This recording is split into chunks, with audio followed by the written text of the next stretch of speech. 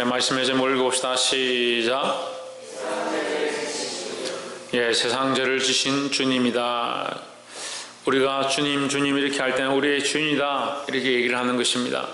우리가 주인 되신 분에게 죄를 지워준다. 이게 사실은 세상의 상식과는 다른 겁니다. 세상의 상식에서 주님이고 주인이시고 우리의 왕이고 우리의 아버지는 세상 죄를 지실 분이 아니고 오히려 세상 죄를 벗어줄 뿐이다 이렇게 볼 수 있는데, 성경은 우리의 죄, 세상의 죄를 지시는 분이 우리의 주님이다. 세상의 상식과 다른 겁니다. 예수님은 우리의 죄를 대신 짊어지셨다라는 겁니다. 우리의 죄를 짊어지셨기 때문에 뭐가 됐습니까? 우리가 죄를 벗고 생명을 얻게 된 것입니다. 세상에서 얻는 생명과 부귀영화의 원래 이유들은 정말 잘해서 좋은 왕자를 만나든지 훌륭한 사람을 만나서 보화를 얻든지, 그래서 오랫동안 오래오래 잘 살았다 그런 얘기들로 끝나고 그렇게 생각합니다. 그래서 좋은 사람 만나고 기업가를 만나고 재벌 2세를 만나고 그렇게 하는 것이 출세인 줄 알고 그런 게 주인을 만난 것이다 라 생각하는데, 그건 세상에서 말하는 것이고, 우리 주님은 우리의 죄, 특별히 세상의 죄를 짊어지셨다. 세상의 죄를 짊어지심으로 말미암아 뭐가 해결됐냐? 우리의 죄의 문제가 해결됐다. 죄의 문제는 뭡니까? 죄의 문제는 뭐예요? 죄의 결국은 사망이라는 거예요. 사망. 죄로 말미암아 사망이 이르렀는데, 사망이 우리에게 오게 되는데, 그래서 다 죽는다. 인간은 다 죽는다. 그래서 아침에도 얘기했습니다. 우리가 다 죄인이다. 모두 다 죄인이기 때문에 결국 뭐냐? 모두 다 죽어야 한다. 그런데 이 문제를 해결하기 위해서 예수님께서 뭘 하셨냐? 우리의 죄를 짊어지셨다. 그럼 우리는 우리의 죄를 주님께서 짊어지셨으니까 우리는 주님을 믿기만 하면, 예수 그리스도를 믿기만 하면 죄가 없다는 거예요. 죄가 없어진다는 거죠. 그게 은혜라는 겁니다. 15절에 요한이 그에 대하여 증거하여 외쳐 이르되 내가 전에 말하기를 내 뒤에 오시는 이가 나보다 앞선 것은 내 뒤에 오시는 이 15절 첫 번째 보면 그에 대하여, 그는 누구냐? 내 뒤에 오시는 이다 이렇게 연결되죠. 요한은 누구에 대하여 증거하느냐? 내 뒤에 오실 이를 증거한다. 그에 대하여. 그가 누구냐? 내 뒤에 오신다. 나보다 앞선 것은, 내 뒤에 오시지만 그는 나보다 앞섰다. 나보다 앞섰다는 말은 앞에 있다는 말이 아니고 먼저 되었다. 먼저. 예, 나보다 먼저 존재했다는 거예요. 예수님이 우리보다 먼저 존재했죠. 온 세상을 창조하신 분이니까 모든 인류보다 앞서 있습니다. 그러니까 앞서 계신 예수님을 우리가 신뢰하고 따라가야 되죠. 그런데 우리는 항상 우리가 앞섭니다. 이 습관이 버릇이 그렇습니다. 우리가 앞서고 주님 따라오십시오. 어떻게 합니까? 우리가 앞서 있어서 예수님 이거 도와주십시오, 저거 도와주십시오 합니다. 참 인간의 이 병이 안 고쳐질 것 같아요. 항상 자기가 먼저 앞서서 뭘 결정해 놓고 나는 어디 가려고 하는데, 나는 어느 대학원 어디 가려고 하고 무슨 공부하려고 하는데 내가 이걸 다 정해놨으니까 이거 가는데 예수님 좀 도와주십시오, 하나님 좀 도와주십시오. 이게 하나님 관점에서 보면 우습잖아요. 내가 내 인생의 계획들을 다 세우고 손꼽아 만들어 놓고 그걸 하나님 도와주시면 이게 하나님 은혜고, 안 도와주시면 하나님 은혜 아니다. 그러니까 인생의 주인이 누군가요? 이렇게 심각한데도 몰라요. 그게 자기가 꾸며가지고 자기가 만들어서 그렇게 가려고 하는데 하나님이 써버려. 자기가 인생의 메인이에요, 메인. 그러니까 주님이 아니고, 주님이 아니고 뭐요? 진이에요, 진이. 진이 알아요? 요술 램프잖아요. 이 닦아가지고 뿅 나타나면 소원이, 네 소원이 뭐냐? 소원 3가지를 들어줄게. 그 하나님이 우리의 소원을 들어주는 무슨 요정처럼 생각하는 거예요. 그래서 재물이 필요하면 하나님 좀 해주십시오. 저 남자가 마음이 좀 변하면 좋겠는데, 다른 저 여자하고 사귀지 말고 내하고 딱 좋게 잘 되면 좋겠는데 이 소원을 좀 들어주십시오. 하나님을 진이처럼 만들어요. 필요할 때 불러내는 거예요. 필요할 때. 이런 신앙을 뭐라 하냐 한마디로 잘 모르죠. 예, 세자로 말해. 세자로. 첫 자가 자자의 자. 자판기 신앙이에요. 자판기 신앙. 필요할 때 동전 넣고 딱 누르면 되는 거예요. 커피 먹고 싶으면 커피 먹고, 음료수 먹고 싶으면 음료수 누르고. 내가 필요한 걸 정해놓고 하나님을 거기에 쓰시라, 하나님 거기 일하시라, 하나님 이렇게 하시라, 이렇게 명령하는 거예요. 이게 무슨 문제입니까? 뭐가 문제입니까? 자기가 주인이고요, 하나님은 굉장히 수동적인 존재가 되는 거예요. 나는 역동적이고 활동적이고 나는 능동적이고 내 삶에 내가 주인이라서 내가 마음대로 움직이는데, 하나님 나를 위해서 쓰임 받으십시오. 하나님 내 삶 가운데 역사해 주십시오. 왜 하나님 너의 삶이 역사해야 되는데?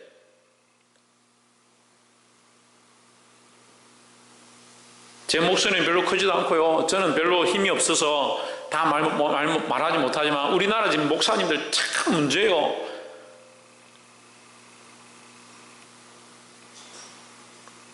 나라를 위해서 뭐 이렇게 하고 있다는데 그것도 문제예요.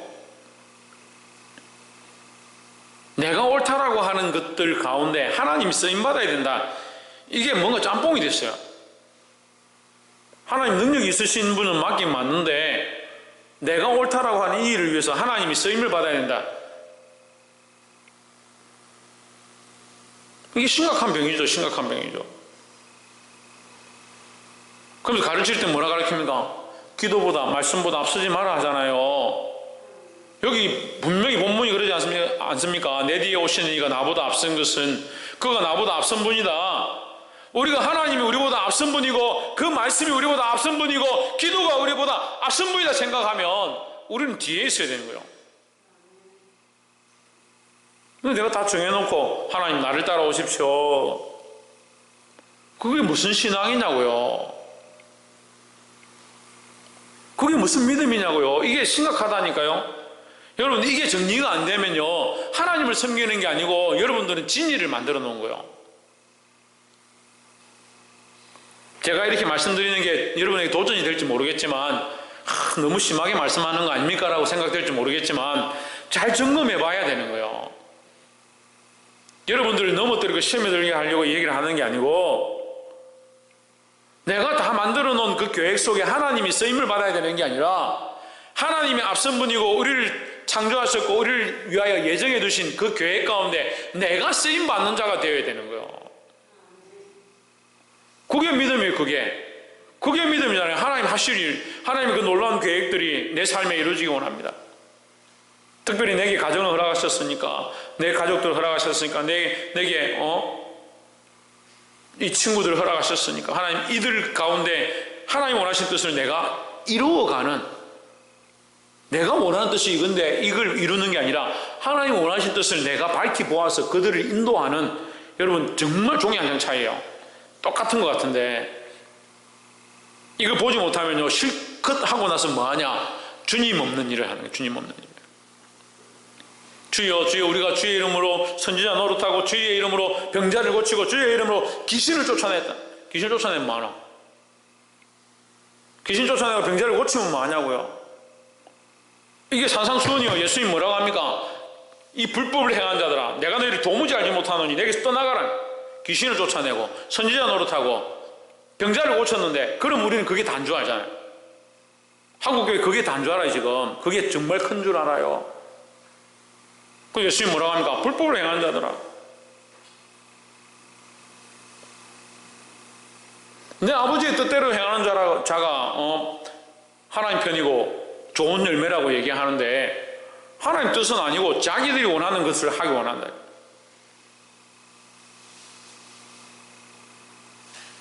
누가 앞서야 되냐?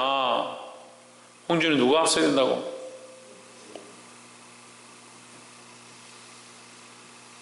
지훈은 누가 앞서야 된다고? 다들 정신 어디 반쯤 팔고 있나? 박이사 누가 앞서야 된다고? 뭐라노? 정혜전 자매 누가 앞서야 된다고? 네. 구하목 누가 앞서야 된다고? 오수진 누가 앞서야 된다고? 하나님 앞서 예수님이 앞서야 된다. 지금 예수님에 대해서 얘기하잖아요. 예수님이 우리가 앞서야 된다고요. 왜 그렇습니까? 예수님이 우리의 주님이니까 우리가 예수님을 따라가야 되지. 요한은 우리가 볼 때요, 이 성경의 모양대로 보면 요한은 지금 앞서 있어서 지금 백성들한테 선포합니다. 이제 오실 이가 있다라고 지금 선포합니다. 요한이 앞서 있죠. 사람들이 보는 관점은 요한이 앞서 있습니다. 하지만 요한은 자기 입술로 얘기합니다. 그가 나보다 앞선 것은이라 합니다. 여러분, 우리가 삶에서 우리가 많은 일들을 하고 살아갑니다. 우리가 앞선 것처럼 보입니다. 우리가 앞선 게 아닙니다. 우리가 우리 마음대로 할 수 있는 것처럼 보입니다. 우리 마음대로 결정할 수 있는 것처럼 보입니다. 우리가 결정하는 게 아닙니다. 주님이 우리 앞서 있음을 인정해야 되고, 예수 그리스도가 우리 앞에 계신 분임을 인정해야 하고, 그가 우리보다 훨씬 뛰어나시고 지혜로우시고 우리가 그의 뒤를 따라가야 하고, 특별히 말씀을 따라가야 될 줄 믿습니다. 이걸 구별할 줄 모르면 계속 뭐합니까? 학교는 열심인데, 당원은 열심당인데, 예수님 없는 열심당이에요. 충성은 하는데 무슨 충성하냐? 예수 없는 충성하는 거예요. 죄송한 말씀인데요, 한국 교회 대부분 교회가 그런 것 같아요. 제가 감히 우리끼리니까, 우리 여기 몇 명 안 되니까 우리끼리 얘기하면 한국 교회 대부분 교회들이 그런 것 같아요. 자기가 앞서는 줄 모르는 거예요. 앞선 줄을 모르는 거예요. 두렵습니다. 두렵습니다. 저도 두려워요. 말씀보다 기도보다 앞설까봐 두려워요. 여러분, 두려워해야 되는 거예요. 우리가 말씀보다 기도보다 앞설까, 예수님보다 앞설까, 하나님보다 앞설까 두려워해야 되는 거예요. 나보다 먼저 계심이라 한 것이 사람을 가리킴이라 하니라. 16절에 우리가 다 그의 충만한 데서 받으니 은혜 위에 은혜로라 하십니다. 은혜 위에 은혜다, 이 말은요, 결국 예수님 안에 뭐가 있다? 은혜가 있다. 예수님이 이 땅에 오시는 것이 은혜인데, 그를 믿음으로 우리가 뭘 얻느냐? 은혜를 얻는다.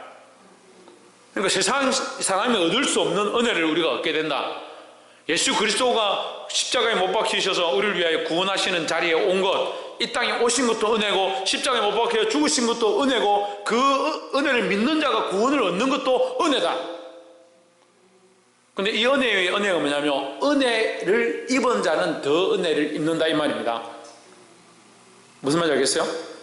그 예수님의 오심을 믿는 자는 뭘 또 믿습니까? 예수님의 오심의 은혜를 믿는 자는 뭘 믿습니까? 예수님이 우리를 위해 죽으심을 믿습니다. 그죠? 죽으심을 믿는 자는 예수님의 부활을 믿습니다. 예수님의 부활을 믿는 자는 성천을 믿습니다. 우리도 또한 성천할 것, 예수를 믿고 천국에 올라갈 것을 믿습니다. 그러니까 이 은혜가 은혜로 끝나는 것이 아니라 그 위에 더 은혜다.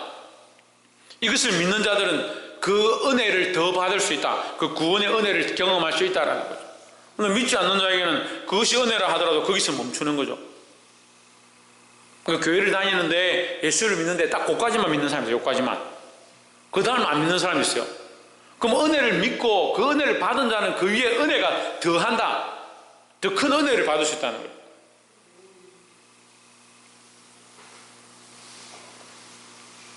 이해가 되십니까? 예, 우리가 예수 그리스도를 은혜로 믿으면, 홍진우, 뭘 믿으면?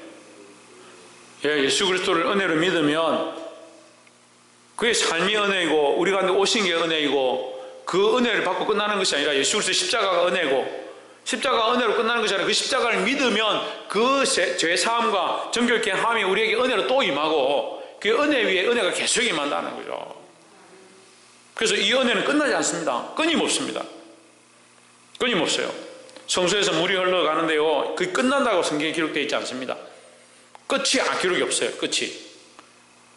에스겔서에 그 성수의 환상이 보이는데요, 그 생수의 강이 동방향한 그 문에서 나와 안에 보좌에서, 하나님의 보좌에서 흘러나오는데 그 물이 끝난다는 얘기가 없어요. 끝나는 게 아니에요. 이 물이 계속 흘러가는 거예요. 어디로 흘러가는지 우리가 알 수 없지만 계속 흘러가는 거예요. 하지만 그 은혜에 잠긴 사람은 점점 잠겨가는 겁니다. 발목에 찼다, 무릎에 찼다, 허리에 찼다, 헤엄할 만한 깊은 물이 되는 겁니다. 그것으로 끝나는 게 아니고 그 은혜 안에 있는 자는 살아나게 되고요, 생명을 얻게 되고요, 생수의 강이 되어지고요, 생명하는 열매들이 나고요, 약재료가 나고요, 영혼들을 살리고 고치고 치유하는 재료들이 된다고 말씀합니다. 거기에 어부들이 서고 많은 배들이 거기 몰려온다고 했습니다. 하나님 은혜를 믿는 자는 더 큰 은혜를 맛볼 수 있다는 거죠. 그게 어디냐? 끝이 어디냐? 끝이 없습니다. 끝이 없습니다. 그래서 우리 찬양도 하잖아요. 한량없는 은혜라고. 청량할 수가 없다, 하나님 은혜를. 근데 왜 자꾸 멈춥니까? 청년들 정신 차리세요. 멈추는 게 전문이에요. 한 요 정도 하고 은혜 받았으니까 아니 내가 너무 빠지면 안 되지. 내가 너무 교회에 너무 빠지면 안 되지. 하나님께 너무 빠지면 안 돼. 자기 자신을 제어합니다. 세상에서 자기를 제어해야 되는데 내가 하나님께 너무 빠지지 않도록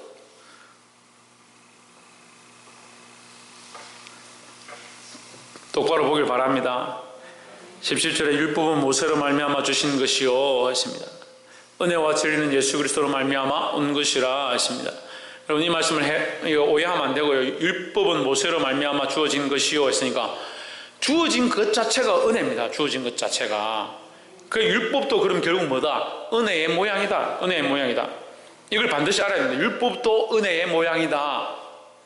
네, 율법도 은혜의 모양이지만 이 율법을 완성한, 그러니까 은혜의 모양인 율법을 더 완전한 은혜의 모양으로 완성한 이가 누구냐? 예수 그리스도라는 거죠. 그러니까 은혜와 진리가 충만하더라. 율법을 더 은혜 가운데로 인도하고 더 완전한 하나님의 진리를 우리에게 가르쳐 주신 분이 예수 그리스도로 말미암아 우리에게 주셨다. 18절에 본래 하나님은 하나님을 본 사람이 없으되 아버지의 품성에 있는 독생하신 하나님이 나타내셨느니라. 하나님을 본 사람이 없으되 아버지의 품성에 있는 독생하신 하나님이 나타내셨다. 그러면 아버지도 하나님이고 그의 독생자도 하나님이다. 그죠? 그러면 하나님이신 이 하나님을 우리에게 보여줄 수 없어서 누구를 보내주셨냐? 독생자를 보내주셨는데 이게 출현이다. 출현. 나타났다. 우리에게 나타났다. 우리가 볼 수 있도록 나타난 존재가 누구냐? 예수 그리스도다. 예수 그리스도를 우리에게 왜 나타나게 하셨냐? 우리가 보고 믿을 수 있도록, 보고 따라갈 수 있도록, 보고 따라 살 수 있도록 우리에게 보여주셨다, 나타내셨다라는 겁니다. 할렐루야. 그러니까 하나님의 형상은요, 인간이 볼 수 없는 겁니다. 그래서 하나님께서 우리에게 그 형상을 보여주셨네, 독생하신 예수 그리스도를 통해서 보여주셨다.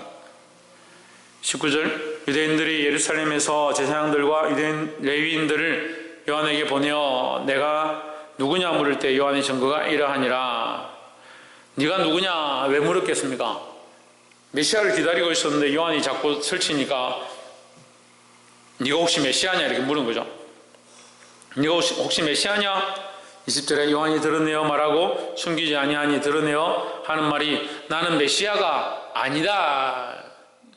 그 이 말이요. 그리스도가 무슨 뜻이냐 자꾸 헷갈리는 분들이 그리스도가 메시아입니다. 메시아는 또 무슨 뜻이냐 뭐냐 구원자입니다.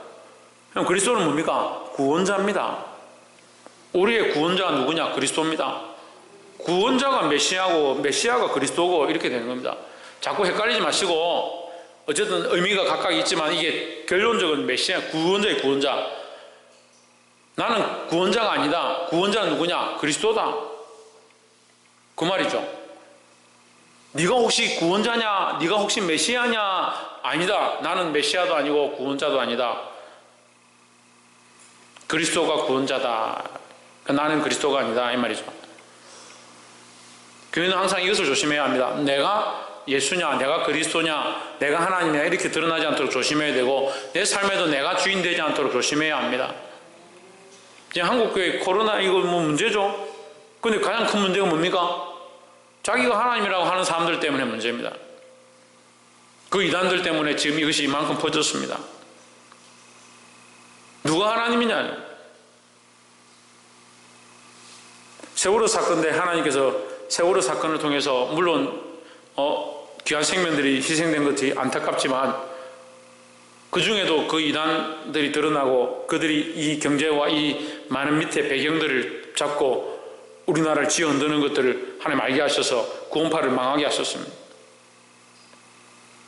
이번에도 이 일을 통해서 신천지가 드러나고 이 모든 정치와 여러 가지 경제 사회면에 구석구석 숨어있는 것들이 드러나게 하셨습니다. 우린 더더욱 어떻게 해야 되냐? 하나님을 의지하고 이것들 가지고 기도해야 되는 겁니다. 우리와 별반 다르지 않습니다. 세상 사람들이 헷갈려서 교회냐 신천지냐 헷갈릴 정도로 잘 구분이 안 될 만큼 비슷합니다. 그러니까 우리가 정신을 차려야 됩니다. 뭐가 다릅니까? 하나님을 하나님 되게 하느냐, 예배를 예배 되게 하느냐, 그리스도를 그리스도 되게 하느냐, 성령을 성령 되게 하느냐, 그게 다른 겁니다. 세상과 타협하고요, 세상이 옳다는 대로 갈 것 같으면 하나님 없는 신앙이에요. 하나님 없는 신앙이요. 우리는 하나님을 하나님 되게 해야 되는 겁니다. 우리가 하나님을 믿지 않습니까? 그리스도를 믿지 않습니까? 하나님을 하나님 되게 하고 그리스도를 그리스도 되게 하는 게 뭡니까? 우리가 그 자리에 서지 않는 겁니다. 우리가 하나님이 아니에요. 우리 마음대로 하는 게 아니에요. 세례요한이 자기 입으로 고백하는 겁니다. 우리 같으면 명예를 얻고자 네가 누구냐? 내가 메시아다. 나를 좀 왕대접해봐라. 이렇게 할 수 있죠. 근데 나는 아니다. 나는 그거 아니다. 우리가 이걸 똑바로 알아야 되는 거예요. 21절에 또 묻되 그러면 무엇이냐? 내가 엘리야냐?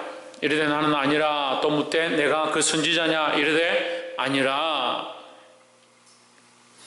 물론 예언되기는 엘리야로 예언되어 있습니다. 엘리야가 다시 올 것이다. 근데 엘리야 존재가 다시 오는 것이 아니고 엘리야처럼 선지자가 다시 올 것이다 이런 얘기죠.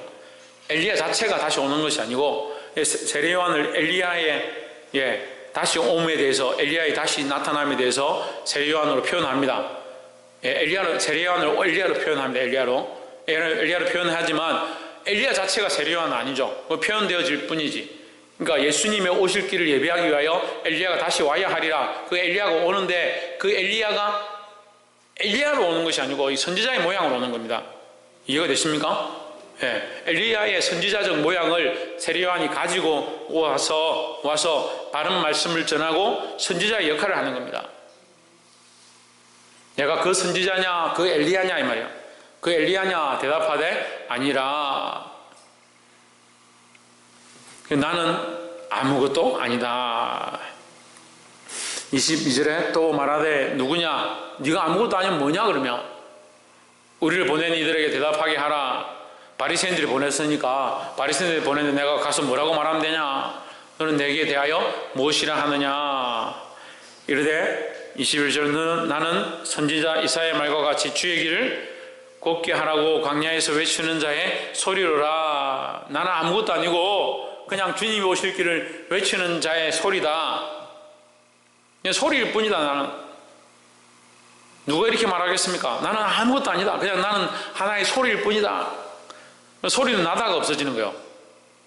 이 의미가 그거예요. 나는 나다가 없어질 것이다. 나는 나다가 사라질 것이다. 소리가 뭐 한 번 외쳤는데 계속 소리가 엥 하고 납니까? 소리가 한 번 나고 마는 거죠.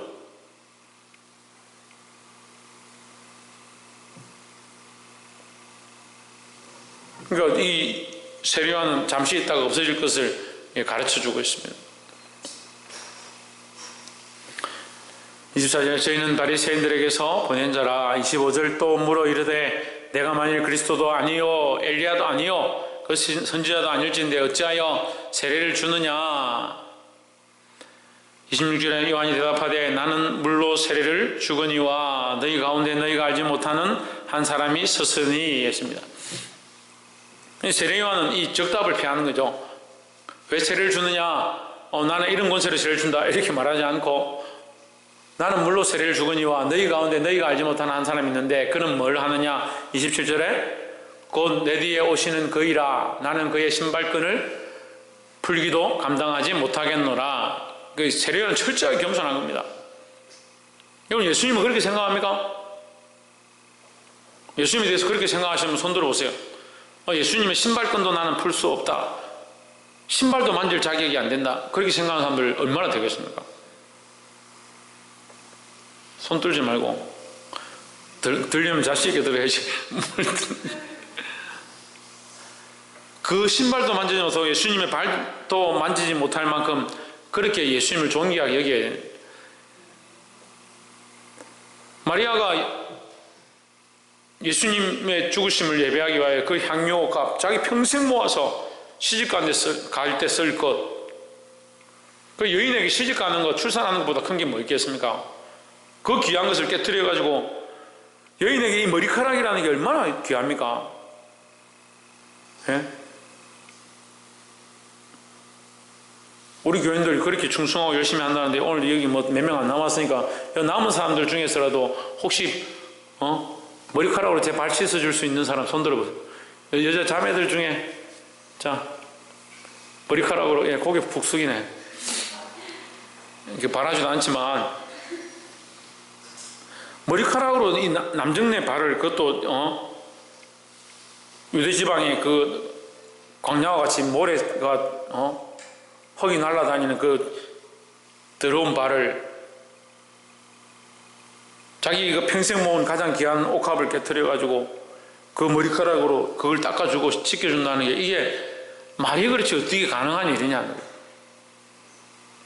세례요한도 똑같은 고백을 하는 거예요. 나는 그 신발끈도 풀 수 없는 그런 자격도 안 되는 존재다. 이게 얼마나 그리스도를 존귀하게 여기냐는 거예요.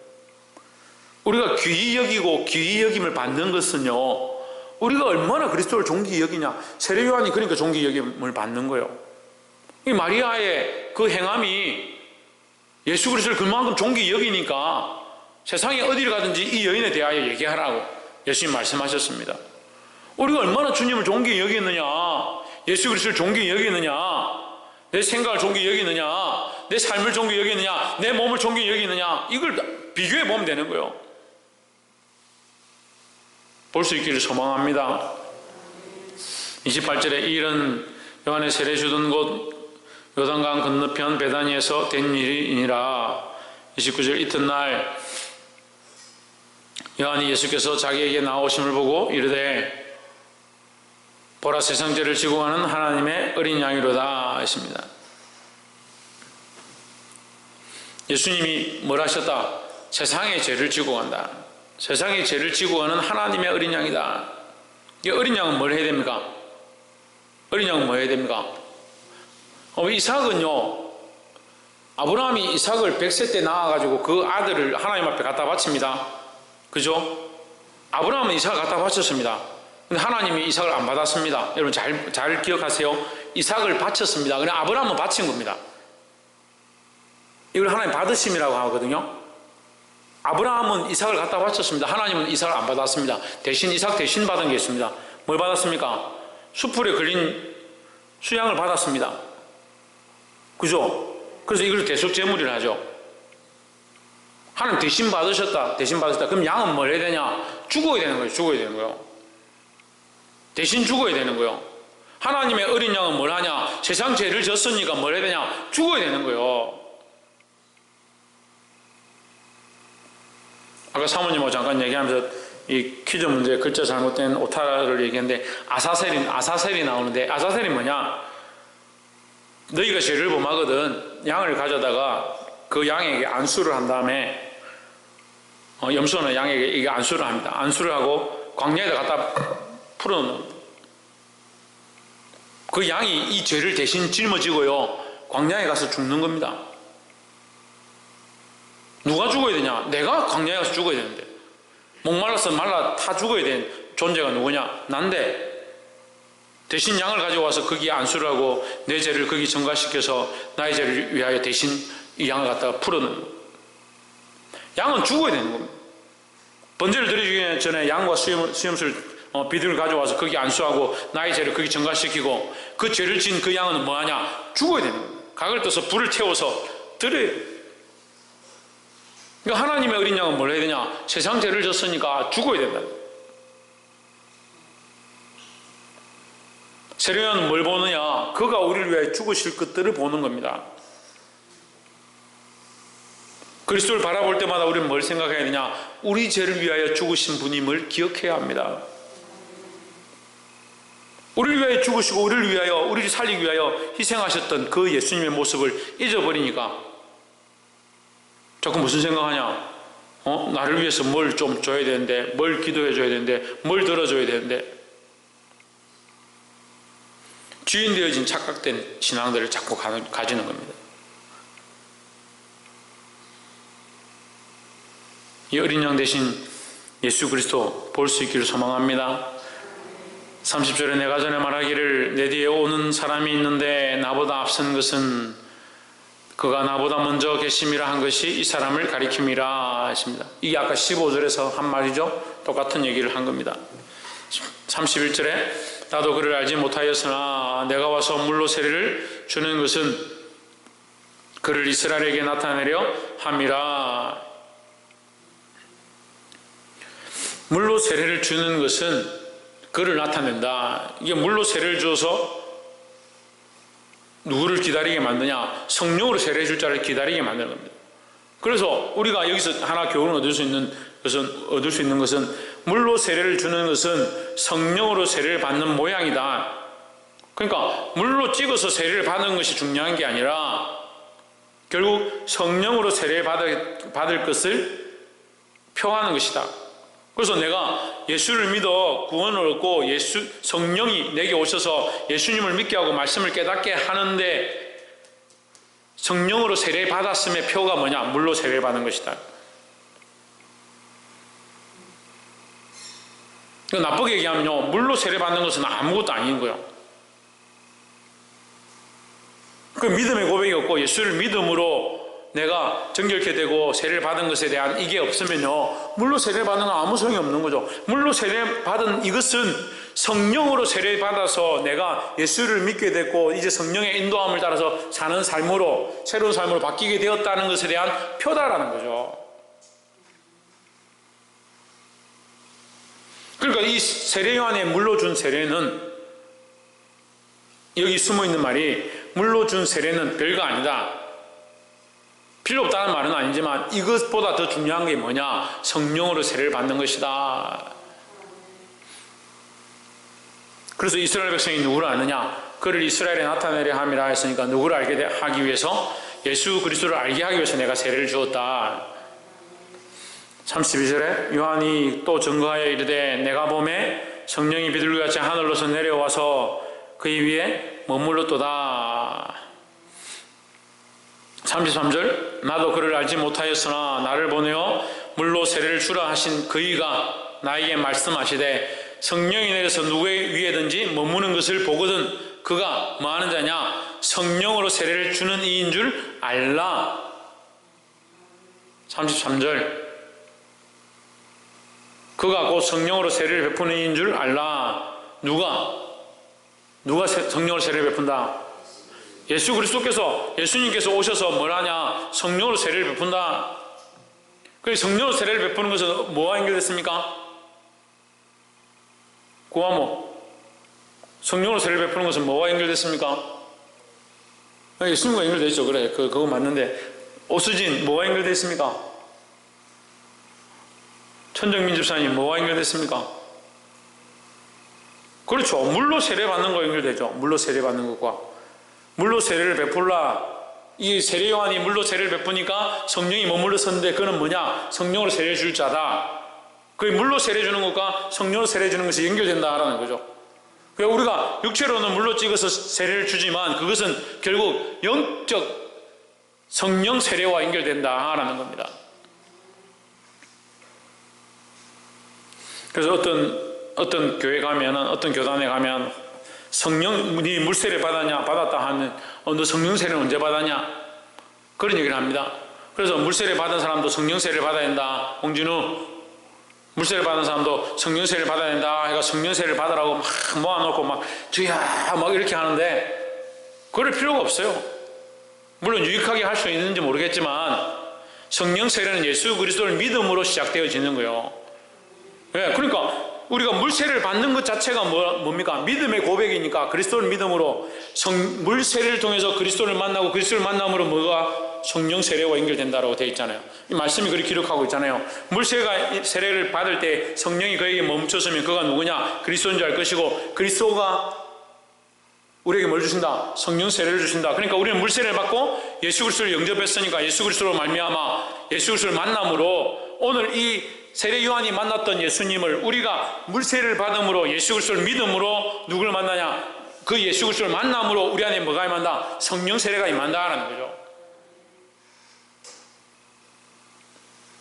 물론 이거에 더 뜨겁고 누구 말처럼 떼굴떼굴 굴 만큼 속이 뜨거워서 견딜 수 없으면 더 좋겠지만 그렇지 않는다 하더라도 우리가 그리스도를 믿는 것으로 이미 시작되었다는 겁니다.